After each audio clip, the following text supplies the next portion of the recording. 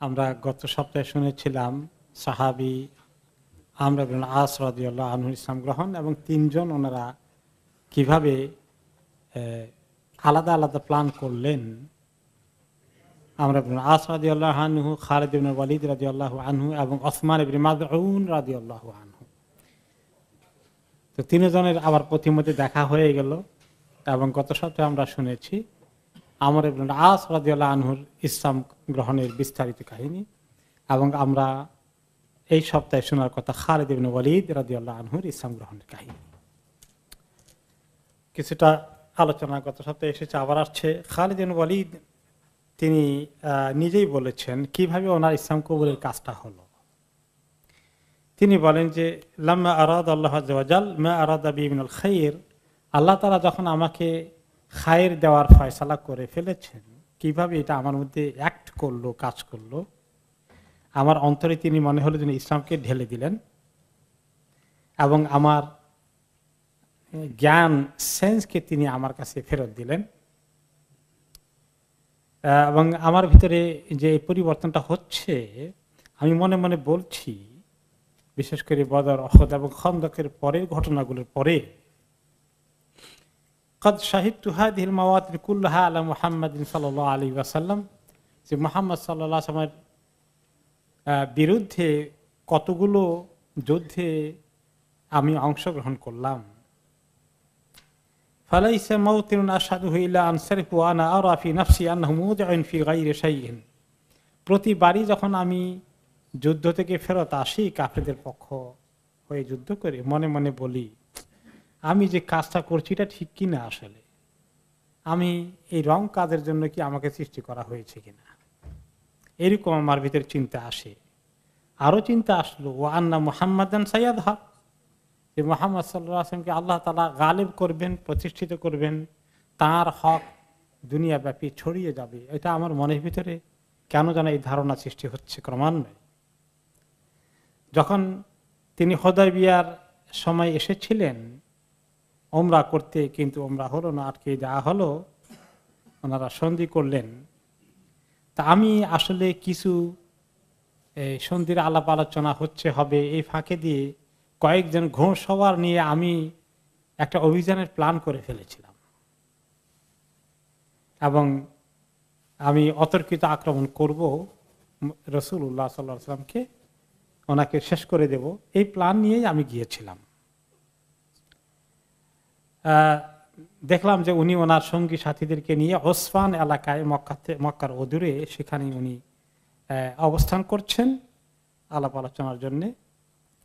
আমি প্রায় ওনার সামনে চলে গেলাম আমার ঘোড়া বাহিনী নিয়ে অ্যাটাক করার নিয়তে, আর দেখতে পেলাম যে উনি সালাতুল যোহর আদায় করছেন আমাদের সামনাসামনি, আমরা দেখতে পেলাম।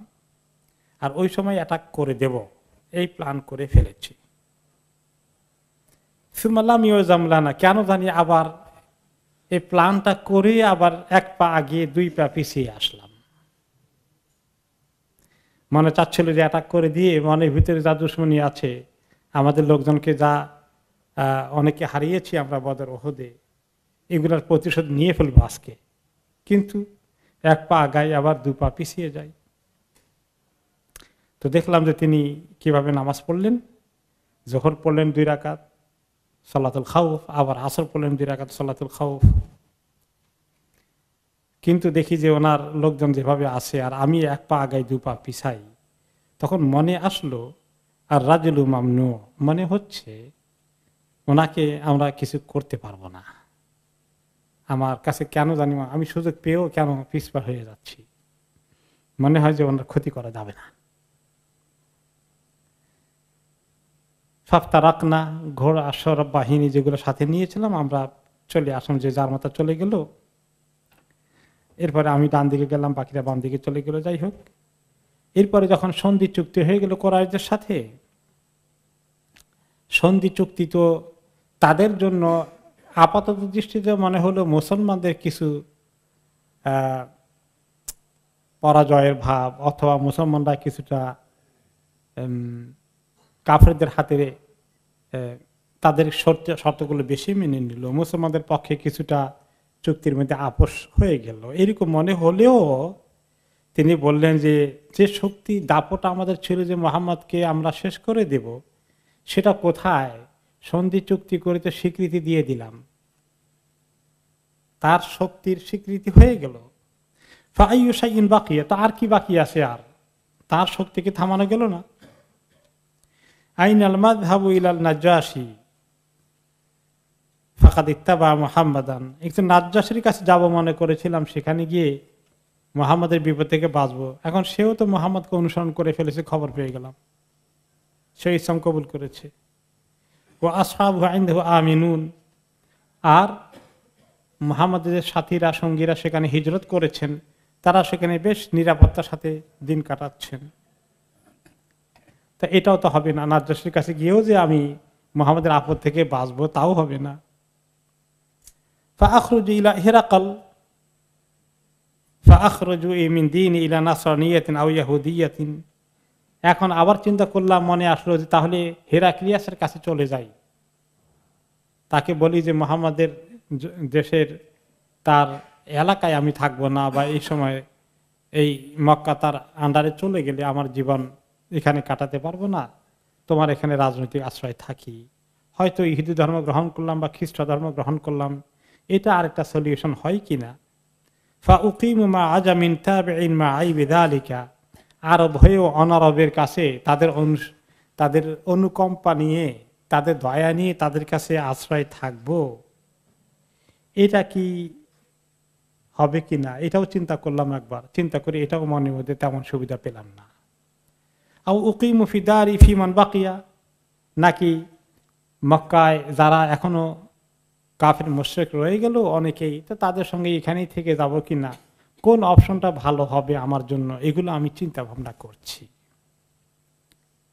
এই চিন্তার ভিতরেই পরের বছর যখন মুহাম্মদ সাল্লাল্লাহু আলাইহি সাল্লাম উমরাতুল কাজা উমরা আদায় করতে আসলেন, সেখানে আমরা শুনেছিলাম যে ওনার উপস্থিতি কোনো রকমে আমি বরদাস্ত করতে পারবো না, সেই জন্য গায়েব হয়ে গেলাম, আত্মগোপনে চলে গেলাম, যাতে আমাকে মুহাম্মদ সাল্লাল্লাহু আলাইহি ওয়াসাল্লাম এবং তার সঙ্গী সাথীদের মক্কায় আগমন উমরা করা আমাকে দেখতে না হয়। এবং আপনাদের মনে আছে তিনি আবার সেই কাহিনীটা বলছেন যে আমার ভাই আল ওয়ালিদ, তাকে তিনি ইসলাম কবুল করে রাসূলুল্লাহ সাল্লাল্লাহু আলাইহি ওয়াসাল্লামের সাথে হিজরত করেছিলেন, আবার মক্কায় এসেছেন উমরা করতে। ওনার মাধ্যমে তিনি জিজ্ঞেস করলেন যে কোথায় তোমার ভাই খালেদ, তাকে একটু দেখতে চাচ্ছিলাম, কথা বলতে চাচ্ছিলাম, সুযোগ হবে কিনা। কোনো যখন তোমাকে খুঁজে পেলাম না, তখন উনি আমার কাছে চিঠি দিলেন যে ভাইকে তুমি বলো, খবর দাও। তো ভাইকে চিঠি লিখলেন তিনি, ভাই ওয়ালিদ খালেদকে চিঠিটা লিখছিলেন, তাই না? আমরা শুনেছিলাম, আবার শুনি। চিঠিতে ভাই ওয়ালিদ খালেদকে লক্ষ্য করে লিখলেন বিসমিল্লাহির রহমানির রহিম, আম্মা বাদ, আল্লাহ নামে নিয়ে, তারপর অতঃপর ফাইনি লাম আরা আ'জাবা মিন যিহাবি রাইকা আনিল ইসলাম ওয়া আকলুকা আকালাক। ভাই খালেদ, আমি খুবই আশ্চর্য হয়ে যাই যে তোমার এত সুন্দর একজন জ্ঞানী ব্যক্তি, তুমি কিভাবে ইসলাম থেকে দূরে সরে থাকো, আর তোমার এত জ্ঞান কিভাবে তোমাকে আটকিয়ে ফেললো ইসলাম থেকে। অমিসরুল ইসলাম ইয়াজালুহু আহাদ, ইসলামকে কোনো জ্ঞানী ব্যক্তি কি মিস করতে পারে, ইসলাম থেকে দূরে থাকতে পারে? তোমার বিষয়ে রাসূলুল্লাহ সাল্লাল্লাহু আলাইহি ওয়াসাল্লাম আমাকে জিজ্ঞেস করলেন আইনা খালেদ, খালেদ কই? ফাকুলতু ইয়াতিল্লাহু বিহি, আমি মনে মনে বললাম যে রাসূলুল্লাহ সাল্লাল্লাহু আলাইহি ওয়াসাল্লাম তোমার সামনে তোমাকে নিয়ে এত চিন্তা করেন, তোমার ইসলামের বিষয়টা ওনাকে এত চিন্তায় রাখে। ইয়াতিল্লাহু বিহি, আমি মনে মনে বললাম যে আল্লাহ আপনাকে নিয়ে আসবেন ইসলামের দিকে, এরকম ধারণা পোষণ করতেছিলাম।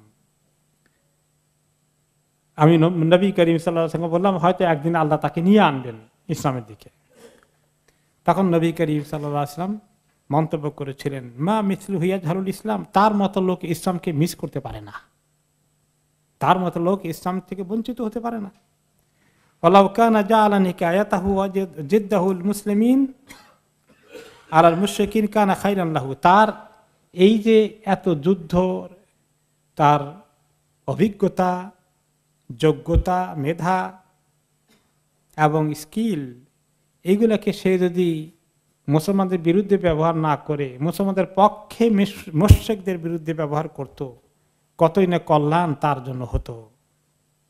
ওয়ালা কাদ্দামনাহু আলা গায়রিহি, সে ইসলাম কবুল করে ফেললে আমি তাকে কত কাছে টেনে নিতাম, অনেকের উপরে তাকে আমি অগ্রাধিকার দিতাম।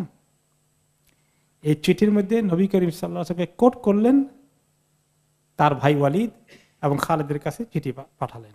আরো বললেন চিঠির শেষে, ফাস্তাদরিক ইয়া আখি মা কাদ ফাতাকা, ভাই তুমি যা মিস করেছো আর মিস করো না, আর দেরি করো না, বাকি এখনো তোমার জীবনে সুযোগ আছে, তুমি সুযোগ কাজে লাগাও। ওয়াকাদ ফাতাতকা মাওয়াতিন সালিহা, কত ভালো ভালো সুযোগ তুমি মিস করে ফেলেছ। চিঠি পড়ে খালেদ বলেন, যখন চিঠি পড়লাম ভাইয়ের, আমার মনের ভিতরে ঢেউ খেলে উঠল। আমি চিন্তা করলাম যে না, আমি বেরিয়ে যাব মদিনার দিকে, আর আমার ঠিক হচ্ছে না। আমার ইসলামের ব্যাপারে সাংঘাতিক ধরনের আগ্রহ পয়দা হয়ে গেল এবং রাসূলুল্লাহ সাল্লাল্লাহু আলাইহি ওয়াসাল্লামের ব্যাপারে আমার মনটা খোলাসা হয়ে গেল যে এই লোকটি হকের উপরে আছে, আমরা বাতিলের উপরে আছি, আর তার বিরোধিতা করা ঠিক হবে না। তারপরে আমি একদিন এই চিন্তার ভিতরে হঠাৎ করে একদিন ঘুমের মধ্যে স্বপ্ন দেখি। কি স্বপ্ন দেখলাম? রাআইতু ফিন নাওমি কাআন্নী ফি বিলাদিন দায়িকাতিন জাদবাহ ফাখারাজতু ইলা বিলাদিন খাদরা ওয়াসিআ। আমি স্বপ্নে দেখি যে আমি এমন একটি ছোট শহরে এলাকায় দেশে আছি যেটা একেবারে সংকীর্ণ এবং খুব অনুর্বর। ওই আমার এলাকাটা, আমার অঞ্চলটা, আমার দেশটা এমন একটি দেশে আছি যেটার মধ্যে কোনো উর্বরতা নেই এবং খুবই সংকীর্ণ একটা দেশে আমি আছি, এখানে ভালো কিছু নেই। আর এখান থেকে বেরিয়ে গিয়ে আমি এমন একটি দেশে গিয়েছি যে দেশটা অনেক প্রশস্ত এবং সবুজ শ্যামল। এইরকম স্বপ্ন দেখলাম। ফাকুলতু ইন্না হাযিহি রুইয়া, ইন্না হাযিহি লা রুইয়া, আমি যে স্বপ্ন দেখেছি এটা সাংঘাতিক স্বপ্ন, এটা অবশ্যই মিনিংফুল, এর মধ্যে অনেক মেসেজ আছে।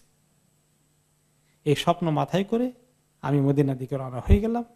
তারপরে তিনি বলেছেন যে কাহিনী পরে আসতেছে, তো স্বপ্নের প্রসঙ্গে বলেন যে আমি মদিনায় গিয়ে আবু বকরকে প্রথম স্বপ্নটি বলেছিলাম যে আমি মদিনায় তাকে গিয়ে এটা বলবো সবার আগে। আবু বকর রাদিয়াল্লাহু আনহু উনি রেসপেক্ট করতেন, আগে থেকে অনেক সম্পর্ক ছিল। তো মদিনায় গিয়েই ওনাকে স্বপ্ন বলেছিলাম, তখন তিনি বলেছিলেন তোমার স্বপ্নের তাউইল ব্যাখ্যা হচ্ছে, স্বপ্নের তাবির হচ্ছে হুয়া মাখরাজুকা আল্লাযী হাদাকা আল্লাহু লিল ইসলাম, তোমার এই যে ইসলামের দিকে গ্রহণ করার জন্য মদিনায় চলে এসেছো, এটাই তোমার স্বপ্নে ইঙ্গিত ছিল।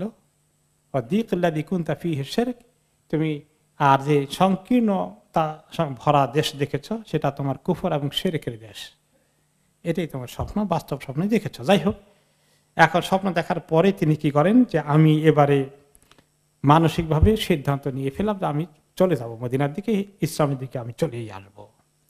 তো চিন্তা করলাম আমি একলা এই দূরে রাস্তা পাড়ি দেবো না সাথে কাউকে দেখি সঙ্গী পাই কিনা। তো আমার ঘনিষ্ঠ সঙ্গী ছিল সাফওয়ান ইবনে উমাইয়া, উমাইয়ার ছেলে সাফওয়ান, যে উমাইয়া বদরের মধ্যে যে মুসলমানদের নেতৃত্বের অন্যতম কমান্ডার ছিল। বদরে তার হত্যার কাজ কমপ্লিট হয়ে যায়, বদরে সে মারা যায়, তার ছেলে সাফওয়ান। তো তার সঙ্গে আমার বেশ বন্ধুত্ব, আমরা সবকিছু একসঙ্গে সলা পরামর্শ করে করতাম।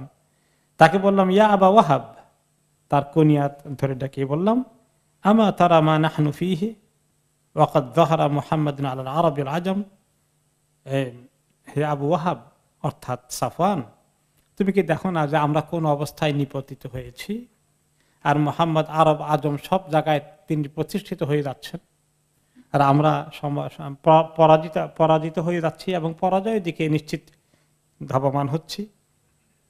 তাহলে বুদ্ধিমানের কাজ হবে লাউ কাদিমনা আলা মুহাম্মাদিন ফাত্তাবানাহু, আমরা এক কাজ করি, তাহলে চলো আমরা দুইজনেই মুহাম্মাদের কাছে যাই আর তার অনুসরণ করে বসি এবং তার সঙ্গী হিসাবে আমরা যোগ দেই। ফা ইন্না শারাফা মুহাম্মাদিন লানা শারাফুন, মুহাম্মাদের এই যে মান সম্মান ইজ্জত যেভাবে বাড়ছে, তিনি তো আমাদের কুরাইশ বংশেরই একান্ত আপনজন। তো তো তার বিজয় তো আমাদেরই বিজয়, তো আমরা আর পিছনে থাকবে কেন তার কাফেলা থেকে।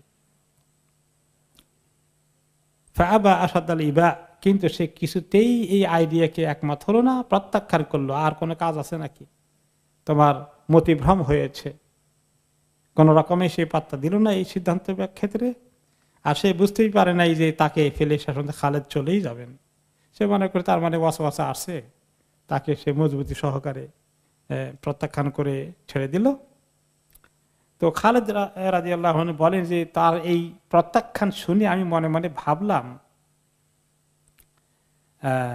যে লাউলাম ইয়াবকা গায়রি মাত্তাবাতুহু আবাদান, সে সাফওয়ান শুধু প্রত্যাখ্যান করলো তাই না, সে এটাও বলল যে শোনো, সবাই তোমরা যদি মুহাম্মাদের অনুসারী হয়ে যাও, আমি একলা থাকতে হলেও আমি একলাই মুহাম্মদকে অপোজ করব।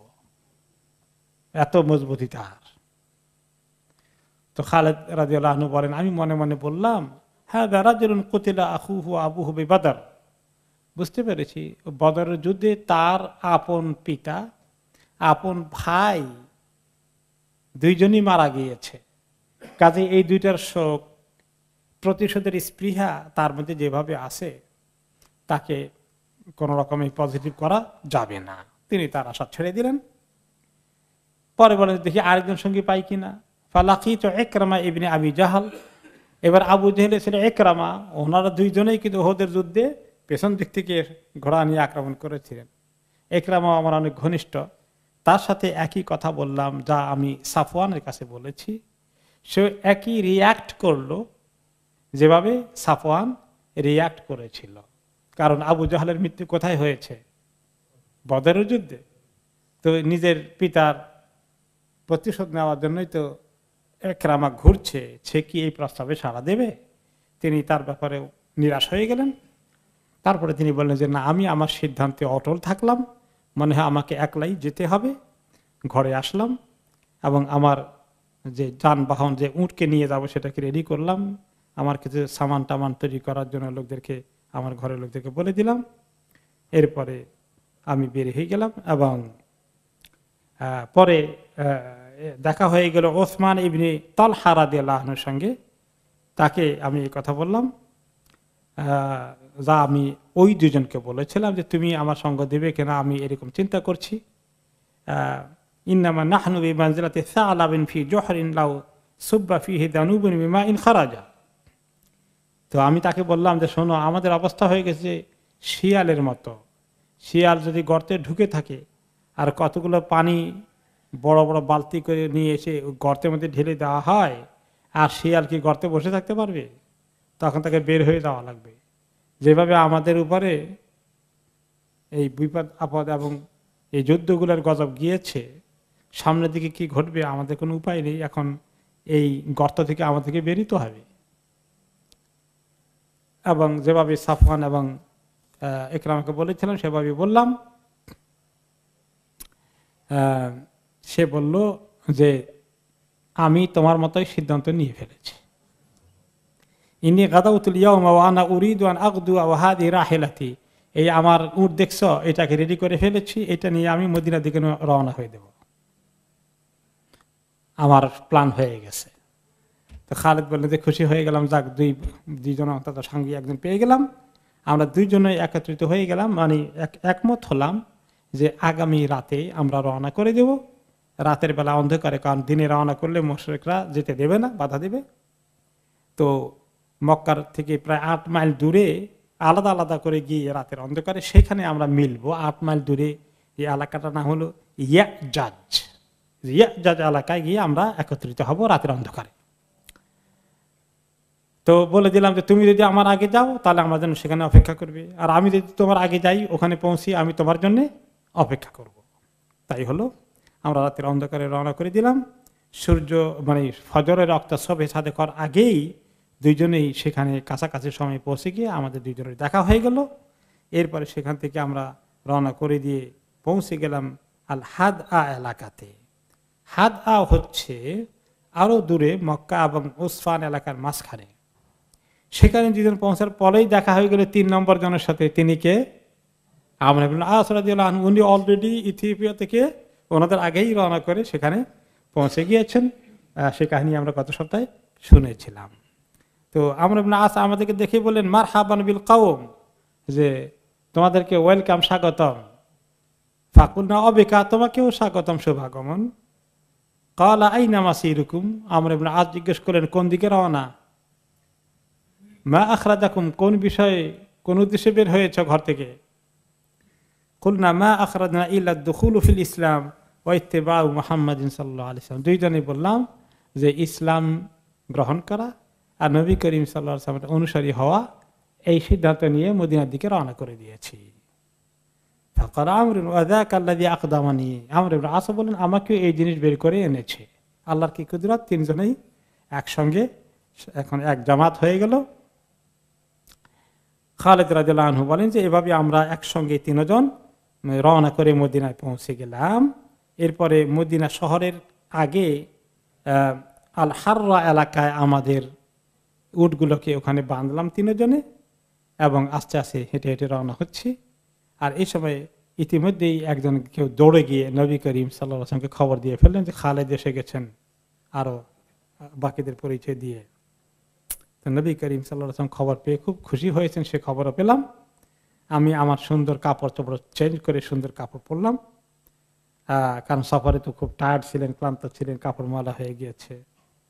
এরপরে আমার ভাই খবর পেয়ে আগেই আমাকে ওয়েলকাম করার জন্য এগিয়ে আসলো, ওয়ালিদ যিনি ইন্তজার করছিলেন, এসে বললেন আমাকে আশ্রে জলদি করো, জলদি করো, তাড়াতাড়ি করা, নবী করিম সাল্লাল্লাহু আলাইহি ওয়াসাল্লাম অলরেডি তোমার ব্যাপারে খবর পেয়ে আছেন, তোমার জন্য ইন্তজার করছেন। তিনি তোমার আসার খবর পেয়েছেন এবং ইন্তজার করছেন। আমরা দ্রুত গতিতে হাঁটতে থাকলাম। তারপরে আমি দেখতে যখন আসছি নবী করিম সাল্লাল্লাহু আলাইহি ওয়াসাল্লাম অলরেডি আমার ইন্তজারে অপেক্ষা করছেন, দেখতে পাচ্ছি উনি আমার দিকে দেখছেন, দেখে ওনার মুস্কি হাসি আমি দূর থেকে আমি টের পাচ্ছি। তারপরে ওনার সামনে আসলাম আর এসে সালাম দিলাম, আসসালামু আলাইকুম ইয়া নবী আল্লাহ, হে আল্লাহর নবী আপনাকে সালাম। তিনি আমাকে সালামের জবাব দিলেন খুব হাসি মুখে, খুব খুশি হয়ে। আর আমি সঙ্গে সঙ্গে বলে ফেললাম আশহাদু আল্লা ইলাহা ইল্লাল্লাহ ওয়া আন্নাকা রাসূলুল্লাহ, আমি সাক্ষী দিচ্ছি আল্লাহ ছাড়া কোনো মাবুদ নেই, আপনি আল্লাহর রাসূল। নবী করিম সাল্লাল্লাহু আলাইহি ওয়াসাল্লাম মন্তব্য করলেন, সঙ্গে সঙ্গে কমেন্ট করলেন আলহামদুলিল্লাহিল্লাযী হাদাকা কাদ কুনতু আরা লাকা আকলান রাজাউতু আন লা ইসলামাকা ইল্লা ইলা খায়র। আল্লাহ শুকর যে আল্লাহ তোমাকে হেদায়েত দিলেন, আমি তোমার জ্ঞান বুদ্ধি দেখেছি, আমার আশা ছিল তোমার জ্ঞান বুদ্ধিটা তোমাকে একদিন না একদিন খায়রের দিকে, কল্যাণের দিকে ধাবিত করার কথা, সে আশা আমার আজকে পূরণ হলো। এখন আমি বললাম, খালিদ রাদিয়াল্লাহু আনহু বলেন ইয়া রাসূলুল্লাহ ক্বাদ রাআইতা মা কুনতু আশহাদু মিন তিলকাল মাওয়াতিন আলাইকা মুআনিদান আনিল হক। ইয়া আল্লাহর রাসূল, আপনি দেখেছেন কিভাবে এই বিগত কয়েকটি যুদ্ধে আমি আপনার দুশমনী করেছি, হকের বিরোধিতা করেছি, কত সীমা লঙ্ঘন করেছি। ফাদুল্লাহ ইয়াগফিরহা লি, এখন আমি তো এই অপরাধ নিয়ে এসেছি, আল্লাহ তাআলার কাছে দোয়া করেন এই সমস্ত অপরাধগুলো যেন আল্লাহ আমার ক্ষমা করে দেন। ফাকাল রাসূলুল্লাহ সাল্লাল্লাহু আলাইহি ওয়াসাল্লাম আল ইসলামু ইয়াজুবু মা কানা ক্বাবলাহু, ইসলাম তো এর অতীতের যা আছে ইসলাম কবুল করার সাথে সাথে সবগুলোকে মুছে দেয়, তুমি জানো না। তারপরে তার আরজু শুনে তিনি আল্লাহ তাআলার কাছে সঙ্গে সঙ্গে দোয়া করলেন, আল্লাহুম্মা গফির লি খালিদ ইবনুল ওয়ালিদ কুল্লামা আওযা ফীহি মিন সাদ্দিন আন সাবিলিক। হে আল্লাহ, এই খালিদ ইবনে ওয়ালিদ আপনার রাস্তা থেকে মানুষকে দূরে সরানোর জন্য যত রকমের বিরোধিতা করেছে, দুশমনী করেছে, বাধা বিপত্তির কারণ হয়েছিল, আল্লাহ তাআলা তার এই সমস্ত দুশমনীকে, বিরোধিতাকে আপনি ক্ষমা করে দেন। অতঃপর আমর ইবনে আস ওনার পরে এবং ওসমান ইবনে তালহা ওনার পরে দুইজনেই নবী করিম সাল্লাল্লাহু আলাইহি ওয়াসাল্লাম হাতে বায়াত করে ইসলামে দাখিল হয়ে গেলেন। আর এই সময়টা ছিল হিজরি ৮ম সনের সফর মাসে, হিজরি ৮ম সনের সফর মাসে এই ঘটনা ঘটে। তারপরে তিনি বলেন খালিদ রাদিয়াল্লাহু আনহু যে ফাওয়াল্লাহি মা কানা রাসূলুল্লাহি সাল্লাল্লাহু আলাইহি ওয়াসাল্লাম মিন ইয়াউমিন আসলামতু ইয়াদিলু বি আহাদান মিন আসহাবিহি, যেদিন থেকে আমি ইসলাম কবুল করেছি কোনোদিন দেখিনি যে আমাকে সামনে দেখলে তিনি আমার চেয়ে অন্য কাউকে আমার থেকে একটু বেশি গুরুত্ব দিয়েছেন, আমি আর কোনোদিন তা দেখিনি। অর্থাৎ তিনি আমাকে এই আগ্রহ এবং গুরুত্ব সহকারেই সবসময় তিনি আমাকে ট্রিট করেছেন, ডিল করেছেন, ব্যবহার করেছেন। খালিদ ইবনে ওয়ালিদ রাদিয়াল্লাহু আনহুর পরবর্তী জিন্দেগীর কিছু মুখতাসার আমরা এখন শুনি, যে উনি এরপরে তো কিছুদিন পরেই তো মক্কা বিজয় হয়ে গেল। মক্কা বিজয় তিনি অংশগ্রহণ করলেন এবং পরবর্তী পর্যায়ে আরেকটি যুদ্ধ হলো তাইফে হুনাইনের যুদ্ধ, সেখানে তিনি অংশগ্রহণ করলেন এবং নবী করিম সাল্লাল্লাহু আলাইহি ওয়াসাল্লাম তিনি ওনাকে বিভিন্ন জায়গায় যুদ্ধের মধ্যে পাঠিয়ে এবং সাথে নিয়ে ওনাকে কমান্ডারের দায়িত্ব দিয়েছেন অনেক জায়গায়। এবং ওনার তিনি তার যে পরবর্তী পর্যায়ে আবু বকর রাদিয়াল্লাহু আনহু সময়ে রিদ্দাতের যুদ্ধ হয়, রিদ্দার যুদ্ধ ইয়ামামা এলাকায়, সেটা তিনি লিড করেছেন মুসাইলিমাহ কাযযাবকে। ইরাকের যুদ্ধে তিনি অংশগ্রহণ করেছেন, সিরিয়ার যুদ্ধে অংশগ্রহণ করেছেন এবং তিনি এত যুদ্ধ জিহাদে অংশগ্রহণ করেছেন যে ওনার শরীরে এক বিগত পরিমাণ খালি ফাঁক ছিল না যেখানে তরবারি বা তীরের আঘাত লাগেনি, ক্ষত বিক্ষত করেনি। এবং এই এক একটা আঘাতে তিনি বহু আগেই শহীদ হয়ে যাওয়ার কথা, কিন্তু আল্লাহ তাআলা ওনাকে ইসলামের বিজয়ের জন্য অনেকদিন হায়াত দিয়েছিলেন। তিনি প্রায় 60 বছর হায়াত পেয়েছিলেন এবং ওনার হাতে আল্লাহ তাআলা বহু ইসলামের দুশমনকে ধরাশায়ী করেছেন, কিন্তু শেষ পর্যন্ত তিনি বিছানায় শুয়ে শুয়ে ইন্তিকাল হয়ে গেল। তামান্না ছিল শহীদ হবেন, তা হয়নি, বিছানায় শুয়ে ওনার ইন্তিকাল হয়েছে। কিন্তু ইসলামের বিজয়ে তিনি ব্যাপক ভূমিকা রেখে যা তিনি ইসলামের দুশমনী করেছিলেন তার অনেক গুণ বেশি তিনি আবার শোধ করার চেষ্টা করেছেন। কোন কোন রেওয়ায়েতে আসছে যে কোন কোন সাহাবীরা মাঝে মধ্যে খালিদকে দেখলে কষ্ট পেতেন, আহারে ওদের যুদ্ধে তার কারণে কত লোক শহীদ হয়ে গেল, কারো কারো মনে কষ্ট আসতো আর কি। কিছু কথা মাঝে মধ্যে ইশারা ইঙ্গিতে বলার চেষ্টা করতেন যে এরকম আর কি হয়তো বা যে ইসলাম তো কবুল করলেন কিন্তু আমাদের অনেক ক্ষতি করলেন আর কি, আগে করলে কি হতো, এই জাতীয় হয়তো কিছু ইশারা ইঙ্গিতে বলার চেষ্টা করেছেন। তো এগুলোর কথা এই নবী করিম সাল্লাল্লাহু আলাইহি ওয়াসাল্লাম কানে আসলে তিনি বলতেন, লা তুদু খালিদান ফাইনাহু সাইফু মিন সুয়ুফিল্লাহি সাব্বাহুল্লাহু আলাল কুফার। খবরদার তোমরা কেউ খালিদকে ওই আগের কথাগুলো বলে কষ্ট দিও না, সে হচ্ছে আল্লাহ তাআলার এমন একটি তরবারি যেগুলো আল্লাহ তাআলা কাফেরদের উপরে তা এই তরবারিকে চালিয়ে দিয়েছেন। অর্থাৎ ওনার সময় শুধু নয়, পরবর্তী পর্যায়ে সাইফুল্লাহ আল্লাহর তরবারি হিসেবে তিনি ইসলামের বিজয়ে ব্যাপক ভূমিকা রাখবেন। এই জন্য সেখান থেকে এই হাদিস থেকেই ওনার উপাধি কি হয়েছে, সাইফুল্লাহ, সাইফুল্লাহ খালিদ, সাইফুল্লাহ খালিদ, খালিদ সাইফুল্লাহ। এরপরে খালিদ রাদিয়াল্লাহু তাআলা থেকে আরো বর্ণনা আছে, তিনি কি করেছেন, মা লাইলাতুন তুহদা ইলাইয়া ফিহা আরুসুন আনা লাহা মুহিব্বুন আও উবাশশারু ফিহা বিগুলামিন বিআহাব্বা ইলাইয়া মিন লাইলাতিন শাদীদাতিল জালিদ ফি সারিয়াতিন মিনাল মুহাজিরিনা ইউসাব্বিহু বিহাল আদু। ইসলাম কবুল করার পরে আমার মনে ইসলামের যে ক্ষতি করেছি সেটা পুষিয়ে দেওয়ার জন্য, ইসলামের জন্য যুদ্ধ করে জান বাজি দিয়ে ইসলামের উপকার করার জন্য আমার ভিতরে যে আগ্রহ, উদ্দীপনা, চেতনা কাজ করেছে। এমন যে কোনো দিন যখন এমন হয়েছে যে আমার অত্যন্ত কঠিন শীতের রাতে মাথায় আমি পড়তে, যুদ্ধের সময় মাথায় কি পরে, হেলমেট মাথাতে, এটাকে বাংলায় কি বলে ভুলে গেলাম, মোটামুটি মাথাকে দুশমনের আঘাত থেকে সেভ করবে, এই জাতীয় হেলমেটের মতোই আগের জমানায় ছিল। এটা আমরা যারা বিভিন্ন ইতিহাস পড়েছি বা কোনো নাটক দেখেছেন এগুলা কিন্তু আছে, ছবিতে পাওয়া যায়।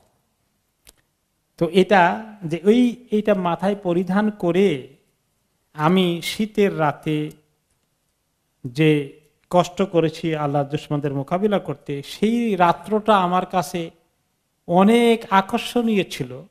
এমনকি এমন যদি হয় যে আমাকে কুমারী মেয়ে বিয়ে করে দেওয়া হবে প্রথম বাসর রাত, তার চেয়েও, অথবা আমার ঘরে একটা সন্তান জন্মগ্রহণ করেছে এমন সুসংবাদের দিন বা রাত, তার চেয়ে যুদ্ধের ময়দানে শীতের দিনে দুশ্মনের মোকাবিলা, মাথায় হেলমেট পরে ময়দানে মোকাবিলা করা আমার কাছে আল্লাহ অনেক প্রিয় করে দিয়েছিলেন।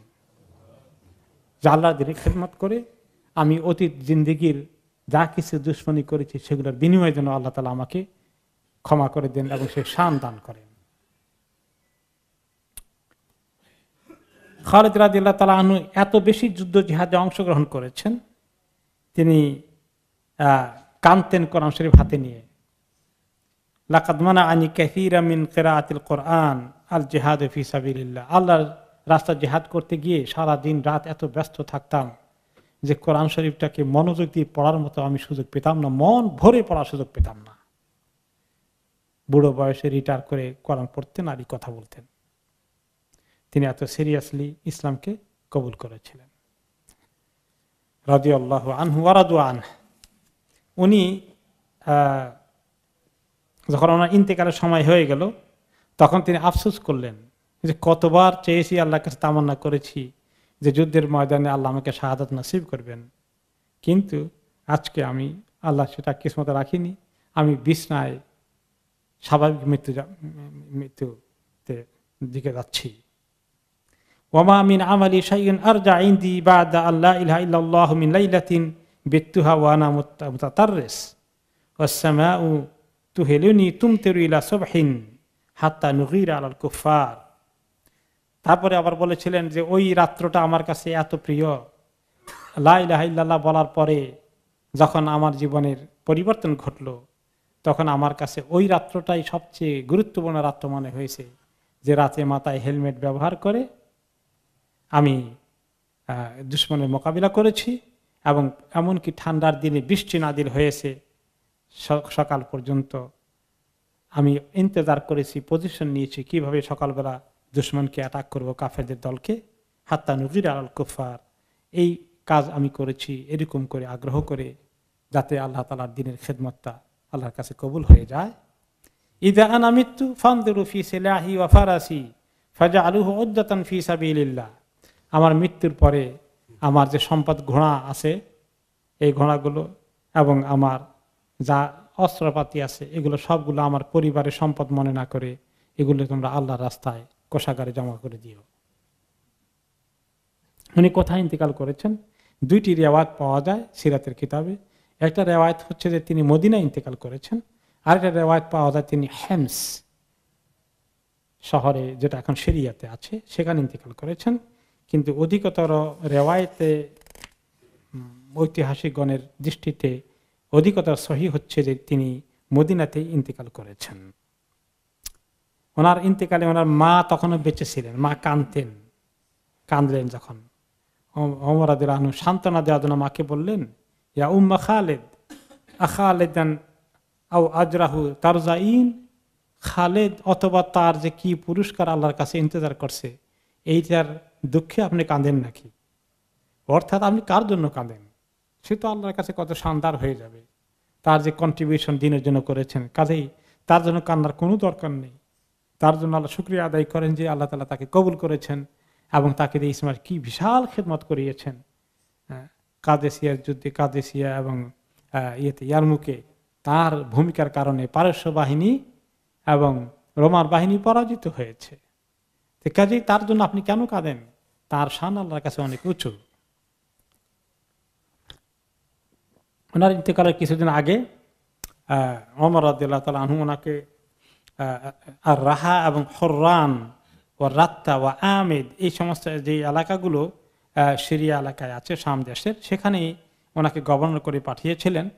ওনাকে দায়িত্ব দেওয়ার পরে তিনি গেলেন ফামা কাসানাতান, 1 বৎসর তিনি গভর্নরের দায়িত্ব পালন করলেন। অতঃপর তিনি খলিফার কাছে অনুমতি চাইলেন দায়িত্ব থেকে অব্যাহতি দিয়ে উনি রিটায়ার করবেন, মদিনায় চলে আসবেন। ওমর রাদিয়াল্লাহু আনহু অ্যালাউ করলো এবং তিনি মদিনায় এসে অবসর জীবন যাপন করলেন এবং তিনি কিছুদিনের মধ্যে ওনার ইন্তেকাল হয়ে গেল। মদিনাতে ওনার দাফন কাফন হয়ে গেল এবং ওনার ইন্তেকাল হয়ে যায় হিজরি 21 সনে, 21 হিজরি সনে ওনার ইন্তেকাল হয়। এই হলো খালিদ ইবনে ওয়ালিদ। তার আগে শুনেছি আমরা ইবনে আসের ব্যাপারে। এখন 3 নম্বর জন কে বাকি আছে? ওসমান ইবনে তালহা রাদিয়াল্লাহু আনহু। ওসমান ইবনে মাদউন নয়, উনি ওসমান ইবনে তালহা রাদিয়াল্লাহু আনহু। উনি ছিলেন আসলে কাবার চাবি যারা রাখেন তাদের একজন, যে পরিবারের মধ্যে কাবার চাবি খোলার জন্য, যেটা এখনো ওই পরিবারেই আছে, আজকালও আছে। এমনকি মক্কা বিজয়ের পরে ওনাদের পরিবারের কাছ থেকে চাবি কেড়ে নিয়েছিলেন এক সাহাবী, নবী করিম সাল্লাল্লাহু আলাইহি ওয়াসাল্লাম আরেকজনকে দিয়েছিলেন, পরে আমরা ফতে মক্কার সময় শুনবো ডিটেলস। তখন আবার সেই ওনাদের পক্ষ থেকে আপিল আসে, ইয়া রাসূলুল্লাহ, দীর্ঘদিন থেকে শত শত বৎসর থেকে চাবি আমাদের পরিবারে ছিল, এটাই কুরাইশদের আন্ডারস্ট্যান্ডিং ছিল তাদের পরিবারে চাবি থাকবে, তা চাবিটা তো আমাদের থেকে কেড়ে নেওয়া হয়েছে। তিনি পরে আবার চাবিটা ফেরত এনে ওনাদের হাতে ওনাদের পরিবারে ছেড়ে দিয়েছিলেন, বলেছিলেন কিয়ামত পর্যন্ত চাবি তোমাদের কাছে থাকবে, জালিম ছাড়া কেউ তোমাদের হাত থেকে চাবি কেড়ে নেবে না। এখনো তাদের কেয়ারবে চাবিটা আছে, সৌদি সরকারের হাতেও না। তো তাদের কেয়ারবে ব্যাংকের মধ্যে সেফের মধ্যে রাখা হয়, এবং যখন খোলার কথা তখন তারা গিয়ে সিগনেচার করে খুলে নিয়ে আসেন, আবার নিয়ে কাজ সেরে অফিসিয়াল কাজে যখন খোলা হয় ধোয়ানোর জন্য বা ওকেশনাল টাইমে, আবার চাবিটা ওনাদের হাতে নিয়ে আবার সেফে নিয়ে রাখা হয়। তিনি সেই পরিবারের সদস্য। ওনার পিতা এবং ওনার চাচা দুইজনেই উহুদ যুদ্ধে কাফের অবস্থায় ইন্তেকাল করেছিলেন, উহুদ যুদ্ধে মুসলমানদের হাতে। কিন্তু আল্লাহ তাআলা ওনাকে তৌফিক দিলেন, তিনি ইসলাম কবুল করে মদিনায় গেলেন এবং শেষ পর্যন্ত তিনি মদিনাতেই বসবাস করলেন। মক্কা বিজয়ের পরে আর আসেন নাই মক্কায় ফেরত। রাসূলুল্লাহ সাল্লাল্লাহু আলাইহি ওয়াসাল্লাম তিনি মদিনাতেই জীবন কাটালেন। তবে যখন রাসূলুল্লাহ সাল্লাল্লাহু আলাইহি ওয়াসাল্লাম ইন্তেকাল হয়ে যায় মদিনাতে, তখন তিনি চলে আসলেন আবার মক্কাতে, এবং সেখানে ওনার ইন্তেকাল হয়। কোন কোন রিওয়ায়াতে ঐতিহাসিকগণ বলেছেন যে তিনি একটা যুদ্ধ ছিল, যুদ্ধ আজনাদিন যুদ্ধ ছিল, যেটা সাহাবীদের খোলাফায়ে রাশিদার সময় হয়, ওই সময় ওনার ইন্তেকাল হয় বলে কেউ কেউ বলেছেন। এইভাবে এই তিনজন ব্যক্তির, বিশেষ ব্যক্তির ইসলাম কবুল করার কাহিনী শেষ হলো। এরপরে আমরা যাচ্ছি, এখন আমরা হিজরি ৮ম সনে আছি, তাই না? এবারে আসলে হিজরি ৮ম সনের ওই মাসেই, সফর মাসেই একটি ঘটনা ঘটলো যে গালিব ইবনে আব্দুল্লাহ আল-লাইথি নামে একজন সাহাবীকে দিয়ে নবী করিম সাল্লাল্লাহু আলাইহি ওয়াসাল্লাম 20-এর নিচে, ধরেন 15-17 এরকম কিছু নাম্বার দিয়ে কিছু সাহাবীকে পাঠালেন একটা কবিলার কাছে, সেটা হচ্ছে বনিল মুলাওয়াহ বিল কাদিদ। কাদিদ হচ্ছে মদিনা থেকে, মক্কা থেকে প্রায় 42 মাইল দূরে মদিনার পথে। এই কবিলার কাছে তিনি নবী করিম সাল্লাল্লাহু আলাইহি ওয়াসাল্লাম, এরাও দুশমনী করেছে ইসলামের, তাদেরকে ইসলামের দাওয়াত দেওয়া আর না হলে তাদের বিরুদ্ধে যুদ্ধ করে দমন করার জন্য তিনি এই সাহাবী গালিব ইবনে আব্দুল্লাহকে নিয়ে পাঠালেন হিজরি ৮ম সনের সফর মাসে। যখন সেখানে ওনারা কাছাকাছি পৌঁছে গেলেন, তখন তারা ওই দুশমন কবিলার হারেস ইবনে মালিক নামে একজনকে ধরে ফেললেন। সে হচ্ছে ইবনুল বারসা, তাদের অন্যতম লিডারের ছেলে। তাকে ওনারা বন্দী করলেন। তারপরে বললেন যে সে বন্দী হওয়ার পরে মালিক, হারেস ইবনে মালিক বলল, ইন্নামা খারাজতু ইলা রাসূলিল্লাহি উরিদুল ইসলাম। এখন সে দেখলো যে তাকে মেরে ফেলে কিনা, বললো যে আমি তো আসলে বের হয়ে আসছিলাম মদিনায় গিয়ে ইসলাম কবুল করব, কথা একটা বলে দিল আর কি। তো তখন ওনারা তাকে ধরে বলেন, ইনতাকু মুসলিমান ফালান ইয়াদুররাকা রিবাতু ইয়ামিন ওয়া লাইলাতিন। ঠিক আছে, আমরা তো একদিন এক রাতের অভিযান করে শেষ করে ফেলবো যাই হওয়ার, তো তুমি মুসলিম হলে একদিনে তোমার আমাদের কাছে বন্দী থাকলে মুসলিম হলেও কোনো ক্ষতি হবে না, থাকো। ওয়া ইন কুনতা আলা গায়রি যালিকা ইস্তাওসাকনা মিনকা। আর যদি তোমার কোনো মতলব থাকে, আমাদেরকে ধোঁকা দিতে চাও, তাহলে আমরা তোমার থেকে সেফ থাকলাম, তোমাকে আটক করে রাখলাম। আমাদেরকে এখন আটক করতেই হবে তোমাকে, আমরা যেহেতু কনফার্ম না। তারপরে ওনাকে আটক করে রাখা হলো এবং সেখানে একজন কালো কাফরি কৃতদাস দিয়ে ওনাকে পাহারাদার ব্যবস্থা করা হলো, এবং বাকি ওনারা সামনের দিকে অভিযানের দিকে এগিয়ে গেলেন, কবিলার দিকে। এসে তার সঙ্গে তো দেখা হয়ে গেছিল বেশ অনেক দূরে অবস্থায়, সে হয়তো খবর নিতে এসেছিল কিনা। তো সেখানে তাকে বন্দি করে রেখে দিয়ে একজন কাফরি লোককে পাহারাদারের দায়িত্ব দিয়ে হয়ে গেল, সে যদি কোনো গন্ডগোল করে ভাগতে চায় তাহলে তার কল্লা ফেলে দিবা, আর তুমি তাকে পাহারা দাও।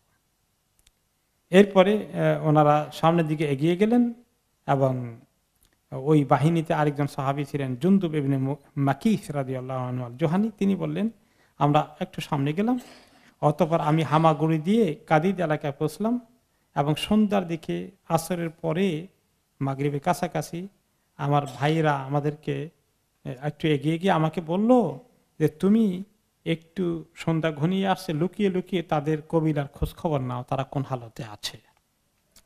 তা আমি খোঁজ খবর নেওয়ার জন্য পাশের একটি উঁচু পাহাড়ের দিকে আস্তে আস্তে করে হামাগুড়ি দিয়ে উঠছি যাতে আমাকে না দেখে।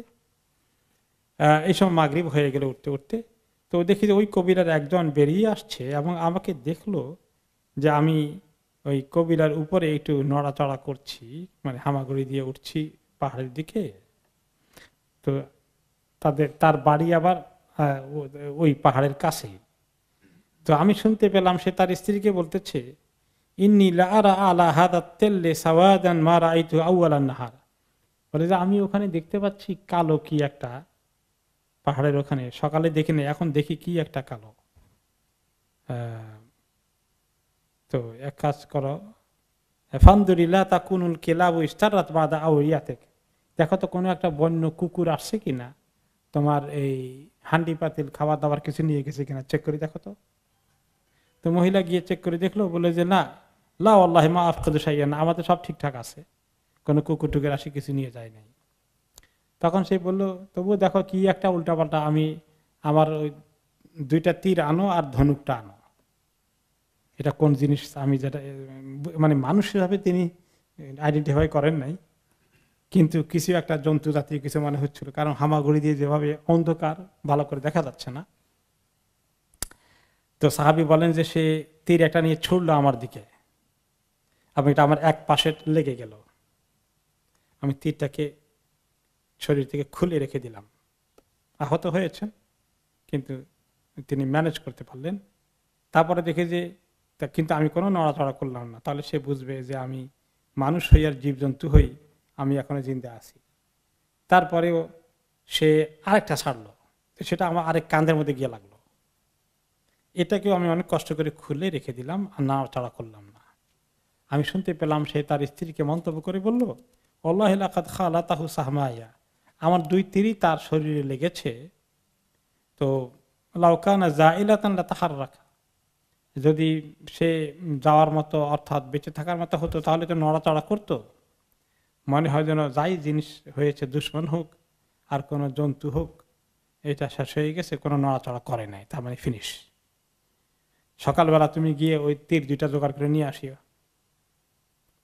ওকে, এরপরে জুনদুব ইবনে মাকিস আল জোহানি বলেন যে আমরা অপেক্ষা করতে থাকলাম। সকালবেলা তারা উঠে তাদের পশু টশুগুলোকে নিয়ে গেল চড়াতে বিভিন্ন দিকে, দুধ টুধ দোহানের কাজ তারা করে ফেললো। এরপরে সবাই যখন বিভিন্ন দিকে চলে গেল তখন আমরা চিন্তা করলাম যে এবারে তাদের এখন অসতর্ক অবস্থায় আছে, এখন আমরা তাদেরকে অ্যাটাক করব। এবং এই মানে পুরো দিন চলে গেল, সন্ধ্যাবেলা যখন তারা আসলো, এসে তারা একদম অন্ধকার হয়ে আসলো। পরের দিন আমরা হঠাৎ করে তাদেরকে আক্রমণ করলাম এবং অনেককে আমরা নিহত করলাম এবং তাদের অনেকগুলো পশু যেগুলো ছিল, গবাদি পশু, সবগুলো আমরা নিয়ে গনিমতের মাল হিসাবে আমরা ফেরত চলে আসার চেষ্টা করলাম মদিনার দিকে। সাহাবী আহত হয়ে গেল, মোটামুটি খুব সিরিয়াস পর্যায়ে ছিল না, তিনি সহ সবগুলোকে নিয়ে আসলাম দ্রুত গতিতে। হাত্তা নামুর বিল হারিস ইবনে বিল বারসা ওয়া সাহিবিহি, আর এসে দেখি যে আমাদের ওই আগে যেটাকে ধরে রাখছিলাম, অ্যাটাক করে রাখছিলাম, সে এবং তাকে পাহারা দেওয়ার দায়িত্ব, তাকে 2জনকে নিয়ে আমরা মদিনার দিকে রওনা করে দিচ্ছি দ্রুত গতিতে। আর দেখি যে পেছন দিক থেকে তারা এখন জমায়েত হয়ে আমাদেরকে ধাওয়া করছে। আমরা চিন্তা করলাম তারা দ্রুত গতিতে আসলে তো আমাদেরকে ধরে ফেলবে। তো যখন আমরা পাহাড় থেকে নেমে একদম সমতল ভূমিতে এসে মদিনা থেকে রওনা করে দিয়েছি আর পেছন দিক থেকে তারা আসছে, আমরা চিন্তাযুক্ত হয়ে পড়লাম এরা তো পাল্টা আক্রমণ করবে। হঠাৎ করে দেখি যে আমাদের পিছনে যে ঢালু ওয়াদির মতো ছিল, হঠাৎ করে এইখানে আল্লাহ তাআলা এত পানির বন্যা দিয়ে দিলেন, বৃষ্টি টিষ্টি কিছু নাই, এত দ্রুত বেগে পানির স্রোত নামছে আকাশে কোনো বৃষ্টিও দেখি না, কোনো মেঘও দেখি না, পানির স্রোত তীব্র বেগে, যার ফলে ওরা ওই পানির ওই দিকে থেকে এখন অপেক্ষা করছে হঠাৎ করে পানি কোত্থেকে আসলো। পানি পার হয়ে, কারণ ওয়াদির মধ্যে যখন জোরে সোরে বন্যার পানি নামে তখন ওখানে নামতে কেউ সাহস করে না, কেন? ভাসিয়ে নিয়ে যাবে, ওটা তীব্র বেগে হয়। এরকম কিছু ঘটে গেল, আল্লাহ তাআলার মুজিজা আর কি। এমন হয়ে গেল যে একজনে নামতে পারলো না, আর আমরা পিছনে তাকিয়ে দেখি ওরা দাঁড়িয়ে আছে, আর আমরা এই পানির এই পারে থেকে দ্রুত গতিতে আমরা এগিয়ে যাচ্ছি। আলহামদুলিল্লাহ, একজনও আমাদেরকে তারা ধরতে পারলো না। এসে আমরা নবী করিম সাল্লাল্লাহু আলাইহি ওয়াসাল্লামের কাছে খবর দিলাম এবং গনিমতের মালগুলোকে পেশ করে দিলাম। এই একটা, তিনি আশেপাশের কবিলাগুলোকে মক্কা বিজয়ের আগে তিনি তাদেরকে, যে কাফের কবিলাগুলো আছে এবং এরা দুশমনীতে লিপ্ত ছিল, দাওয়াত দেওয়া, দাওয়াত কবুল না করলে তাদেরকে তিনি শায়েস্ত করার জন্য বারবারে বিভিন্ন বাহিনী পাঠিয়েছেন। আরেকটা বাহিনী পাঠিয়েছেন গালিব ইবনে আব্দুল্লাহ নামে আরেক সাহাবীকে। সেটা যে নবী করিম সাল্লাল্লাহু আলাইহি ওয়াসাল্লাম যখন এই গালিব যিনি এখান থেকে আসলেন, তখন তিনি জুবাইর ইবনে আওয়ামকে পাঠাচ্ছিলেন ওই আরেকটি এলাকায়, সেটা হচ্ছে বাশির ইবনে সাদ কে ফাদাক এলাকায় পাঠাচ্ছিলেন, ফাদাক এলাকার দিকে। তো তিনি ঠিক করলেন ফাদাক এলাকায় তিনি জুবাইর ইবনে আওয়ামকে পাঠাবেন 200 সৈন্যের বাহিনী দিয়ে। কিন্তু যখন গালিব ওই যুদ্ধ বিজয় করে আগেরটার থেকে আসলেন, ক্বালা রাসূলুল্লাহ সাল্লাল্লাহু আলাইহি ওয়াসাল্লাম জুবাইর, তখন তিনি জুবাইরকে বলেন, জুবাইর তুমি বসো, তোমাকে পাঠানোর সিদ্ধান্ত নিয়েছিলাম ফাদাক এলাকায়, কিন্তু তোমাকে এখন অব্যাহতি দিচ্ছি। ও বাসা গালিবান ফি মিআতাই রাজুল, বরঞ্চ যে গালিব আরেকটি যুদ্ধ বিজয় করে এসেছে ওনাকে দিলেন যে তুমি যাও, এটাকে লিড করে নিয়ে তোমার দায়িত্ব দিলাম। এবং সেখানে বেশ কিছু সাহাবীকে তিনি পাঠালেন এবং তারা সেই কবিরার দিকে ফাদাক এলাকায় চলে গেলেন। সেখানে অনেক বড় বড় সাহাবী ছিলেন, যেমন উলবা ইবনে যায়েদ এবং আবু মাসউদ, উকবা ইবনে আমর, কাব ইবনে উজরা, উসামা ইবনে যায়েদ, হুয়াইসা, আবু সাঈদ আল খুদরি রাদিয়াল্লাহু আনহু, ওনার মতো সাহাবীরাও এই 200 বাহিনীর মধ্যে ছিলেন। এরপরে ওনারা প্রত্যুষে গিয়ে তাদের অভিযান শুরু করে দিলেন এবং সেখানে তারা আলহামদুলিল্লাহ অনেককে বন্দী করলেন, অনেকে যুদ্ধে তারা পরাজিত হলো এবং অনেক গনিমতের মাল নিয়ে তারা চলে আসলেন মদিনার দিকে। এবং এইটাও এখানে মুসলমানদের মোটামুটি বিজয় হয়ে গেল। তারপরে আরেকটি ছোট্ট অভিযান রবিউল আউয়াল মাসে হয় হিজরি 8ম সনে। সেখানে তিনি বনি আমের কাছে পাঠালেন, যেটা সি এলাকায় ছিল, সুজা ইবনে ওয়াহাব আল আসাদিকে পাঠালেন। সেখানে 24 জন মানুষকে নিয়ে তিনি পাঠাইছিলেন হাওয়াজেন নামক কবিলার লোকদেরকে ওই বনি আমের সেই এলাকায়। নবী করিম সাল্লাল্লাহু আলাইহি ওয়াসাল্লাম তাদেরকে ওখানে, এরাও দুশমনী করেছিল ইসলামের, খন্দকের যুদ্ধে বিভিন্ন সময় মুসলমানদের বিরুদ্ধে, তিনি তাদেরকে সাহায্য করার জন্য পাঠালেন। এবং সাহাবীগণ রাতের বেলায় সফর করতেন, দিনের বেলায় লুকিয়ে থাকতেন, আর সকালবেলা খুব ভোরে তাদেরকে হঠাৎ করে আক্রমণ করেছিলেন, তারা টের পায়নি। সেখানে ওনারা অনেক গনিমতের মাল অর্জন করলেন এবং মদিনাতে ফেরত আসলেন। এবং আলহামদুলিল্লাহ এই বিজয়, এই যুদ্ধটাও মোটামুটি অনেক গনিমতের মাল হলো এবং মুসলমানদের বিজয় হয়ে গেল। আর একটি ছোট্ট অভিযান দিয়ে আমরা শেষ করব, তারপরে আসবে বিশেষ একটি যুদ্ধ যেটাকে মুতার যুদ্ধ বলা হয়। তার আগে ছোট্ট একটি, রবিউল আউয়াল মাসের ওই একই মাসে 8ম হিজরিতে নবী করিম সাল্লাল্লাহু আলাইহি ওয়াসাল্লাম কাব ইবনে উমাইর আল গফারি রাদিয়াল্লাহু আনহুকে পাঠালেন যাতু আতলাহ মিন নাহিয়াতি শাম, শাম এলাকার দিকে। এই শাম এলাকার দিকে, সিরিয়া এলাকার দিকে কিন্তু অনেক মুসলিম, ওই খ্রিস্টান ছিল তখন, অনেকেই খ্রিস্টান হয়ে গিয়েছিল। এবং সেই শাম এলাকায় ওয়াদিল কুরা নামে একটি এলাকা আছে, ওখানে অনেকের বসবাস। 15 জন সাহাবীকে দিয়ে তিনি সেখানে পাঠালেন কাব ইবনে উমাইর রাদিয়াল্লাহু আনহুর নেতৃত্বে।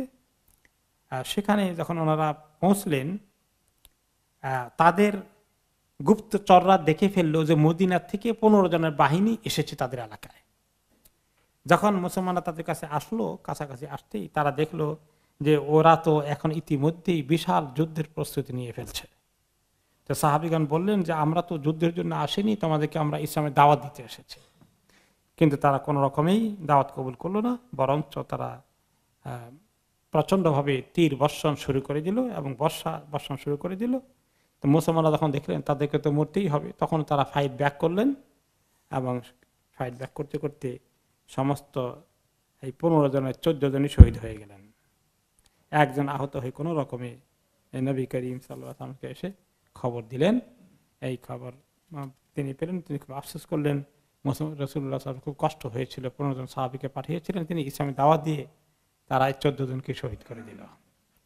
এরপরেই আপনার এই হিজরি 8ম সনেই জমাদিয়াল আউয়াল মাসে সংগঠিত হয় মুতার যুদ্ধ। মুতার যুদ্ধ যাদের সঙ্গে হয়, এরা খ্রিস্টান এলাকার অনেক বিশাল বাহিনীর সঙ্গে যুদ্ধ হয়েছিল।